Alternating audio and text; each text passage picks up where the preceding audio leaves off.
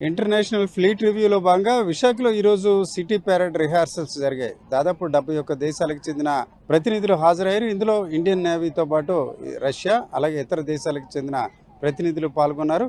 అయితే ఈ city parade ప్రతిసారి ఇంటర్నేషనల్ ఫ్లీట్ రివ్యూలో జరగడం ఒక ప్రత్యేకత. అయితే ఈసారి అరుదుగా అరకు అలాగే గిరిజన ప్రాంతాలకు చెందిన నృత్యాలతో కూడా ఒక ప్రదర్శన చేశారు. తెంసాల నృత్యం అలాగే ఇతర అంశాలు కూడా ఒక ప్రత్యేక ఆకర్షణగా నిలిచిన పరిస్థితి. ఇవన్నీ కూడా రేపు ఎల్లుండి కూడా జరగనున్నాయి.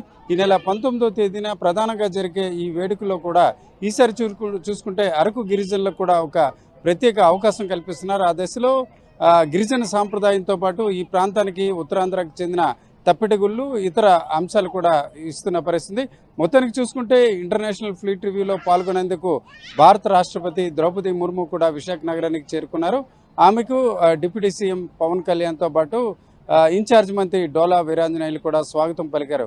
మొత్తానికి చూసుకుంటే మరికొన్ని గంటల్లోనే ఇండియన్ ఫ్లీట్ రివ్యూ అలాగే మిలాన్ ఉత్సవాలు జరగనున్నాయి. అన్నిటికంటే మించి ఈ సిటీ పెరేడ్ ప్రత్యేక ఆకర్షణగా నిలిచే అవకాశం ఉంది. ముఖ్యంగా త్రిదళ అధిపతిగా చూసుకున్న రాష్ట్రపతి ద్రౌపది ముర్మును భారీగా స్వాగతం పలికేందుకు 71 దేశాలకు చెందిన యుద్ధ నౌకలు ఇప్పటికే విశాఖ నగరానికి చేరుకున్నాయి. రేపు జరిగే ఈ ఫ్లీట్ రివ్యూ కార్యక్రమంలో ఆమె భారత నౌకాదళం అలాగే ఇతర దళాలు ఏ రకంగా సైనిక సామర్థ్యం ఉంది అన్న అంశాన్ని కూడా ఆమె స్వయంగా వీక్షించే అవకాశం ఉంది. మొత్తానికి చూసుకుంటే 18వ తేదీన ఫ్లీట్ రివ్యూతో పాటు సిటీ పెరేడ్ 19 సాయంత్రం ఆర్కే బీచ్లో జరగనుంది. దీనికి సంబంధించి విశాఖ ఆర్కే బీచ్ అత్యంత సుందరంగా తయారైన వాతావరణం మనకు కనిపిస్తుంది.